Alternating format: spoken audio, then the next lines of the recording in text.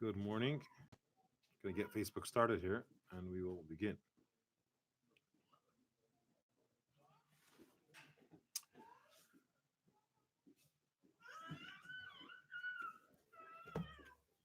Really, we should say good morning with a O-U-R-N-I-G, because it's a day of mourning of the beginning of Golus, the destruction of the Beis Hamikdash, and that's why we have a day of fasting. Today, it's a day of mourning. It's a day of Tshuva, the 10th of Teves. There are several things that happen on this day historically, and I want to share three of them. And together they bring the intensity and really why there's a fast today. The first and foremost, first chronologically, historically, and probably of greatest importance, is the fact that the 10th of Teves was the day that the king of Bavel, the Babylonian armies led by Nebuchadnezzar, they started a siege or put siege on Eretz Yisrael, on Yerushalayim. They surrounded the city, and that was the beginning of the destruction. Everything that happened afterwards is a result of that. So first they had siege on the city, and then eventually they breached, and eventually it came to the destruction of the Beis Hamikdash, which was the first Beis Hamikdash, which was on Tisha B'Av. The second one was also on Tisha B'Av, but the truth is that we never fully recovered from the destruction of the first Beis Hamikdash. Even when we had the second Beis Hamikdash in place, it was not the same level, and it wasn't fully in its original glory as we had the first time. So in a sense, this day is the beginning of all types of tragic things that happened throughout exile as a result of that destruction of the first Beis Hamikdash, which all began on this 10th of Teves. It's also one of the reasons why the fast day today, which began this morning and goes till tonight, 5:07 is when it ends in Chicago. By the way, those that are watching online, welcome. You're encouraged to ask questions, to share, like, subscribe. We'll try to answer them.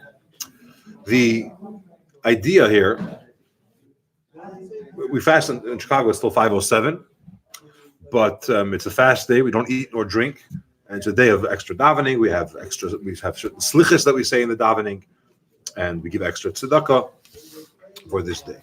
But that's item number one. We're talking in the year 425 BCE, is when Nebuchadnezzar surrounded Yerushalayim and began the process of the destruction of the Beis Hamikdash.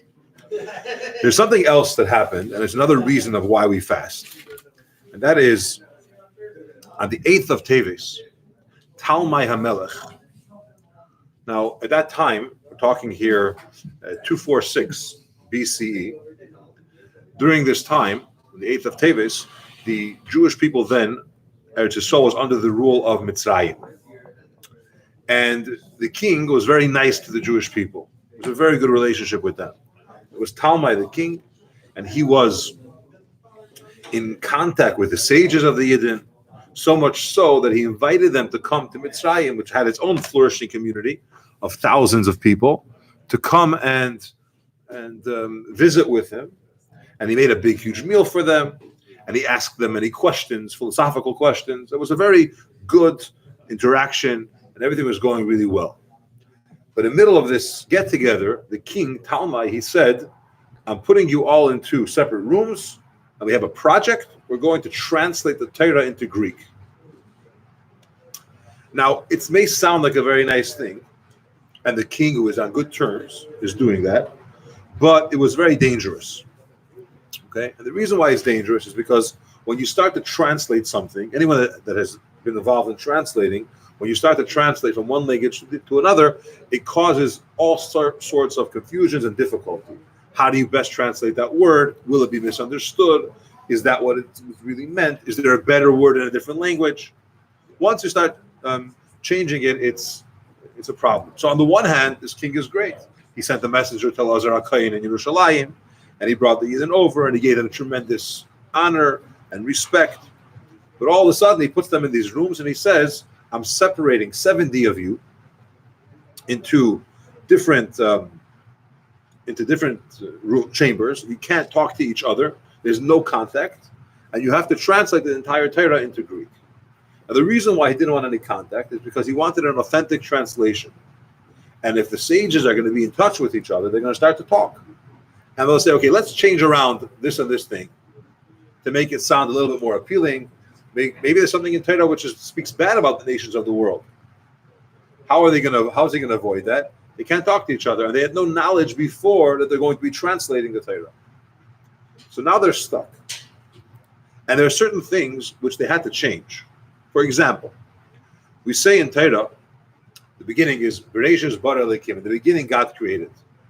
Now, the way the Hebrew words say in the beginning, Hashem created, the word Bereshis, really the proper way to say it, another way of saying it would be, He created in the beginning heaven and earth, or God created in the beginning heaven and earth. When you use the word in the beginning, which is Bereshis, and there are many ways of saying beginning. You could say Betchila, you could say Bereish.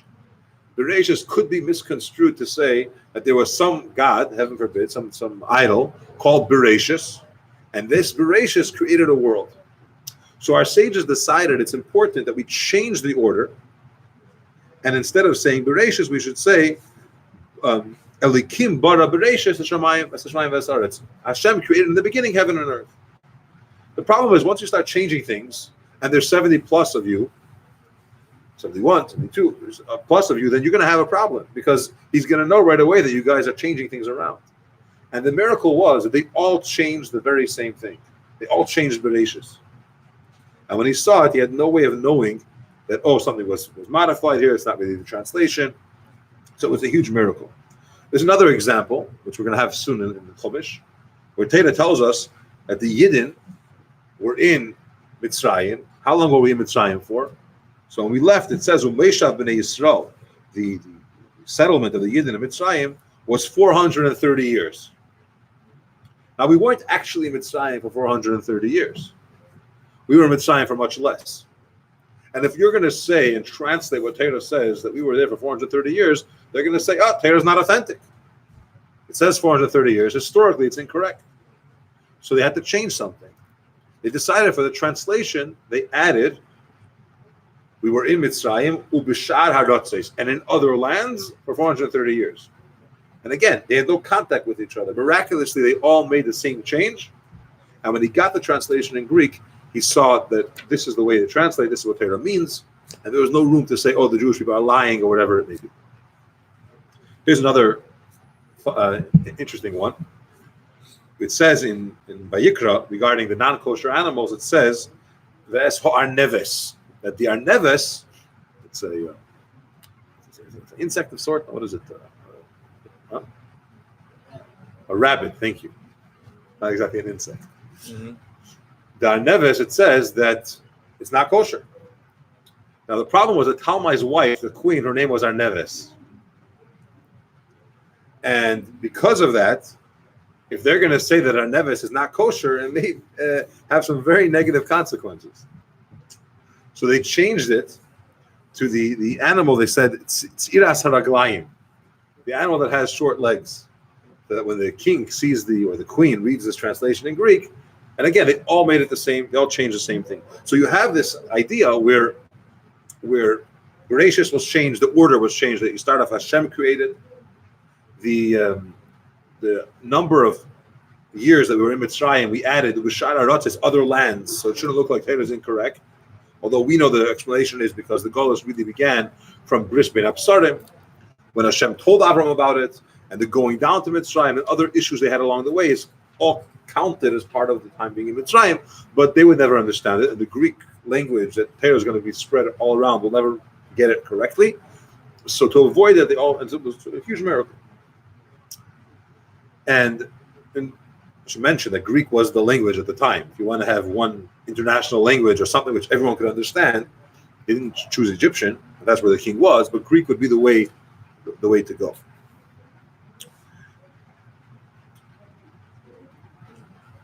There's another example of this. Maybe we'll skip that one. Do we have the translation? That's the question. I don't know. Maybe. I don't know. I don't know if it exists. I'll just say this, that it was finished, this whole thing was completed on the 8th of Teves. Now, it would seem like it's a beautiful thing. Look how many miracles happened. We all ended up in the same place. separated rooms. We all came with the same translation. Why is it such a sad day? It was going to be a fast day on the 8th of Teves because of this reason. It was combined with the 10th of Teves, so we shouldn't have a month full of fasting. We'll soon see what happened on the 9th of Teves. But this is the idea that it's looked at as a very negative thing. Why? Because when you start to translate things, even when you have the Chazal that are translating it, the person on the receiving end may not properly get it. Now it's accessible, and now it could be misinterpreted. Now anyone could take a look. You don't have to know Hebrew. For example, during the times of Hanukkah, one of the advancements of the Hellenistic culture was that Torah is just a book. It's a great book. It's phenomenal, but it's not uniquely holy. And one of the ways that you get that is you say, look, it's a Greek. It's translated in Greek. Yes, it's Jewish or whatever, but it's not holy per se, heaven forbid, right? So when you have something translated into Greek, all of a sudden you have that issue. But up until that point, you had to know Hebrew to learn it. It was considered to be extra holy. You have to write it in Hebrew if you want the proper translation or full translation. I could tell you what it means, but if you're going to read the text, it's going to be in Hebrew. Talmud HaMelech wanted to learn it, but he didn't want to learn Hebrew. So they say that the Yidden, the caricatures of Moshe Rabbeinu have him coming down the mountain with horns, right? Why does it say why do people make fun of the Jews that they have horns? Where do they get the idea from? Because it says when they came off from Har Sinai, Koran Panav, the light on his face shined. Now the word Koran, that it shined, or Karnei Haid, was shining. It means shining, if you know what it means. It's a beam of light. But you could misinterpret it and say, oh, it means horns. Keren is also horns, right? So once you start to translate things and you make it accessible to that level, you run a risk. And when it was a forced translation in such a manner, it's viewed as a very negative thing. Okay, in Mitzrayim, when the Yidden were told to do this, it was a tremendous celebration.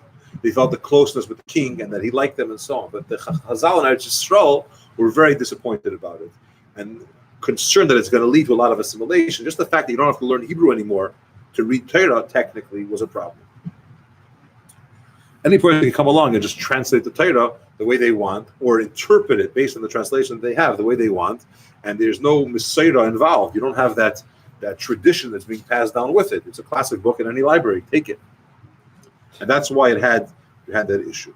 And so much so, the Gemara says that this day is kosher, it's difficult, like the day that the Egel Hazav, the golden calf, was made. It's not only not a happy thing because it has some side effects, but it's viewed as the day that the golden calf was created because it causes such problems, such issues among the future of the Jewish people. And what's the difference between that and Onkelos and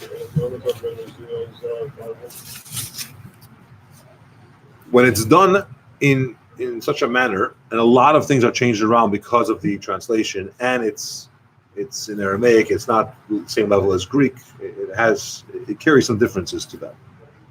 But translation in general, you have to be careful.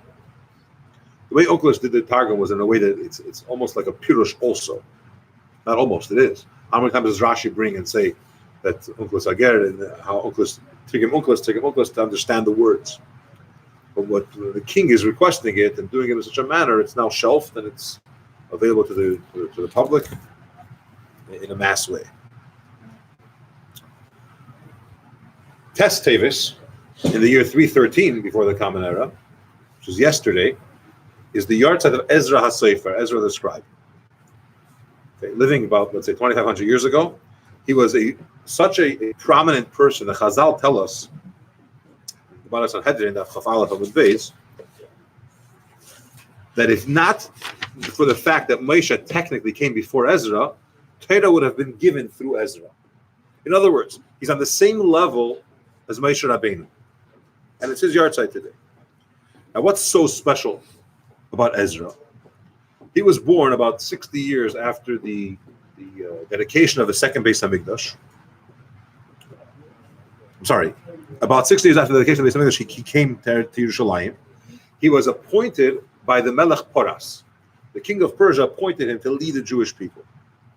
And he brought with him a tremendous amount of money from the king to build to strengthen the community of the Yidden and to give it to support the Beis Hamikdash.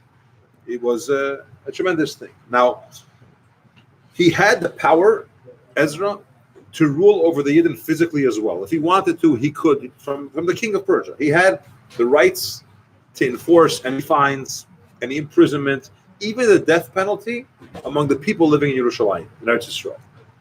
But he didn't use any of his power, Chazal tell us, for physical things. Instead, he used his leadership as a means to bring out spiritual growth among the Yidden.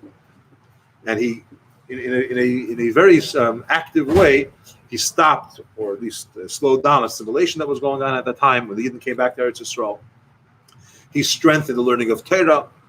He brought a tremendous renaissance to the Jewish people, which was very much needed at that time. Now, the Gemara Bava Kama, that Pei Beis Amud Aleph, tells us 10 takonis that Ezra was masakin, 10 enactments that Ezra did. I want to share some of them. They are international, regardless of which community you belong to, Sephardic, Ashkenazic, Hasidic, and anything in between. We're not all that different, by the way. But some of these enactments are here till today exactly the way he said to do them. For example, the fact that we read Kriyas HaTorah Monday, Thursday, not just Shabbos, Monday and Thursday. So in Talmud Yerush, generally it's attributed to Moshe Rabbeinu. That Moshe Rabbeinu said, made this takana.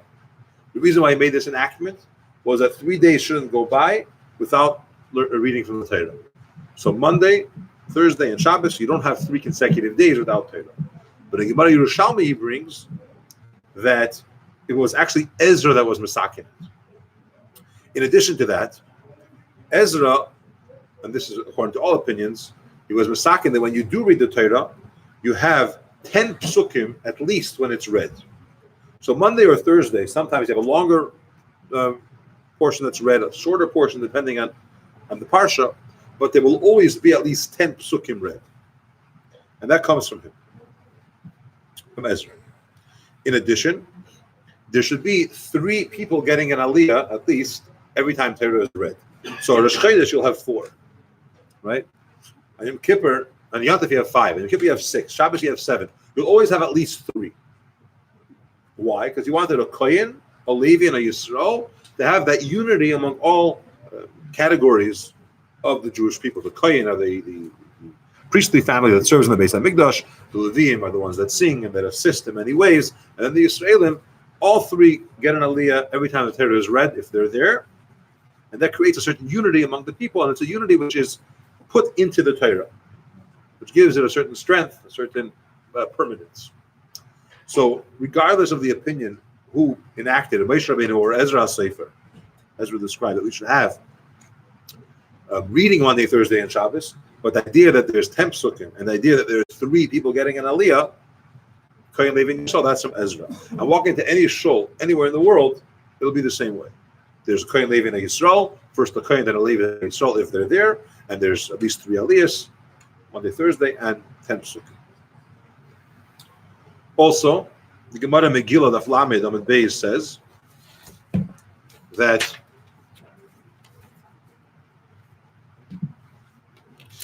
he was masakin that we should finish the whole Torah in 1 year. So the division of the parshas in a way that once a year we finish the whole Torah, not once every 3 years, as was an idea, but at once a year. That comes from Ezra. And there's more, but this is 3 or 4 of the enactments that Ezra Sefer did, and they're till today is still here among all the Jewish people. But he didn't only enact spiritual things. He also brought about and insisted on,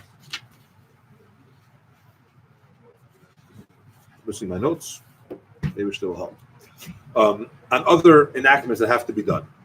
For example, that he made a takana that washing clothes, doing laundry should be on Thursdays. Okay, back then it wasn't like today where you could drop off your cleaners in the morning and pick it up before the day is over. Okay, and you can't just go to your laundry room and throw something in and it's done in an hour. You need to it's a process, a project. You have to go and wash it and do it by hand and go to the river or to the well. It's a deal. If they're going to wash their clothes on Friday, for the honor of Shabbos, you should have clean clothing. Then when Shabbos comes, you are going to be busy. You're not going to be able to prepare properly for Shabbos. Something's going to give. If you're going to do laundry today on Friday for Shabbos, your food preparations, your shopping, your cleaning up the house is not going to be the same level. If you do the laundry earlier, then you may wear it before Shabbos. So it's not really going to be clean. It's not going to be special for Shabbos. So he said the Jewish way of doing laundry, again, this in those days when that was the way it was done, you choose a day, was on Thursdays, and it was accepted. So you see, it wasn't just about spiritual takonis, but also in the physical sense. Another example, he said that women very often bake challah for Shabbos. They should bake it on Friday early morning. His takana was that yashkimu, they should wake up early and bake the challah. Why? Because poor people are going to be going around the neighborhood, knocking on doors, asking for something for Shabbos. They can't afford it. If the challah is going to be baked at 4 p.m., then they're going to come, they're not going to have anything to give them. So bake the challah in the morning, he was masakin. This way, poor people will get food when they come around. And that was also accepted, and they didn't have done it. Another interesting takana, enactment that he did was that there's a concept called asagas gvul. If you own a grocery store and somebody wants to come next door to you and open a grocery store, halachically there could be a problem with that. You're taking away their business. Is it exactly the same? You have to figure out, but it's not so simple. You can't just compete with someone else in a form that takes away his livelihood. Ask your local Orthodox rabbi before you open up a store, but there's proper ways of doing it. He made an exception to this rule, and he said this does not apply to a reichel, someone which is selling perfume for women, jewelry, and women's clothing. That if they're going around and they're selling, nobody can come to them, said Ezra, and say, sorry, I have the monopoly in this city. I'm the one that sells these things. You can't do it. Because he wanted that these items should be available for Bnei Yisrael, for the women to be able to take care of their needs. So you see that Ezra Sefer was compared to Moshe Rabbeinu. The Torah, if Ezra would live in that time, Torah would be given through him, was concerned not just with the well-being of the Jewish people spiritually, but also physically.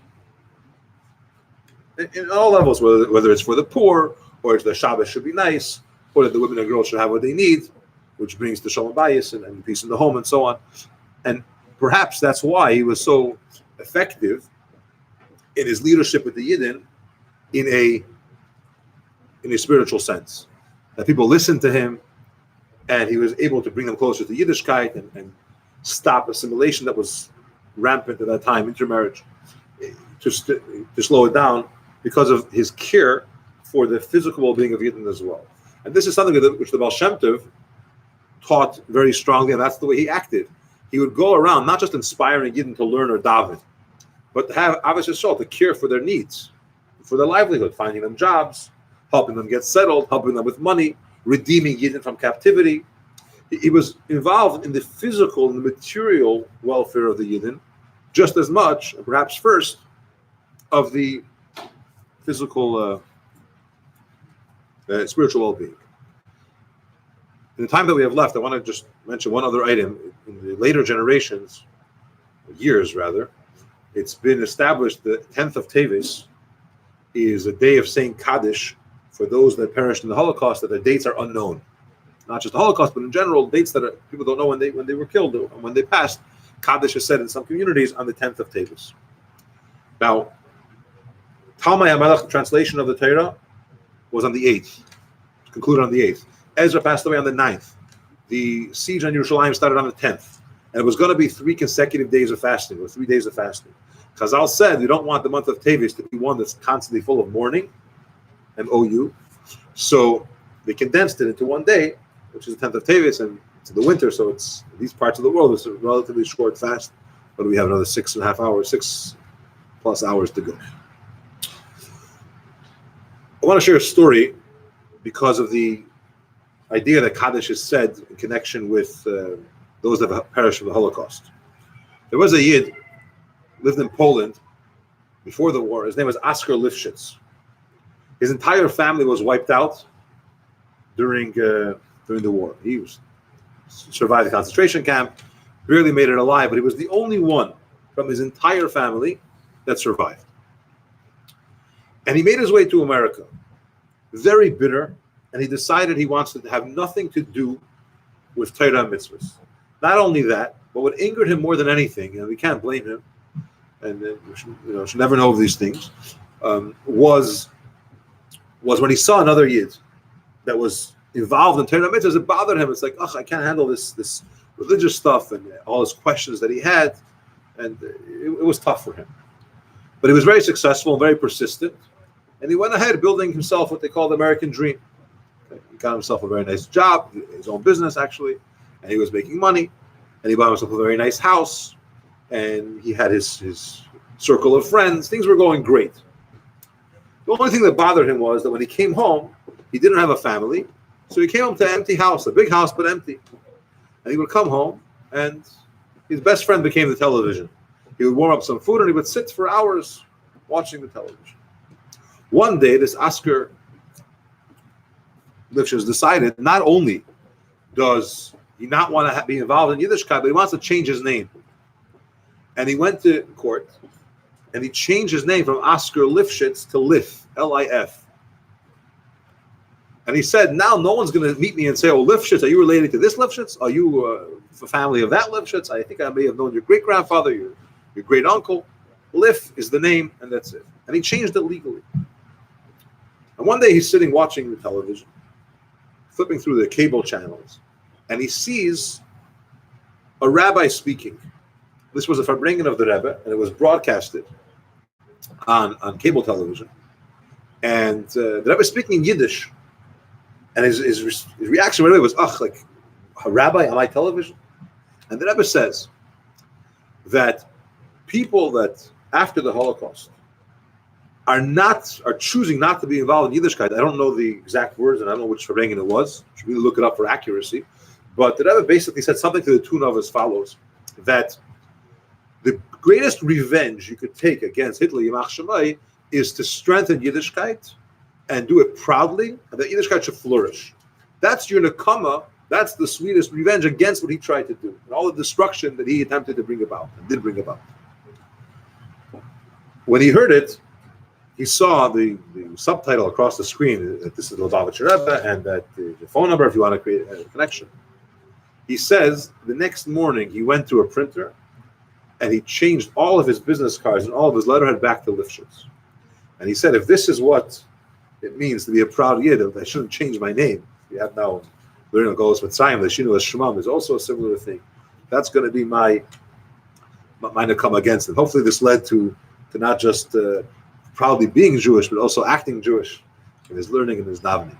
May Hashem help that these days, this day particularly of fasting and tshuva, regarding these things that happened at the beginning of the Churban, should be the day which you should have the beginning, not just the beginning, but the ultimate redemption of the coming of Mashiach, the building of the Beis HaMikdash, the Eid of Yameinu. Have an easy fast.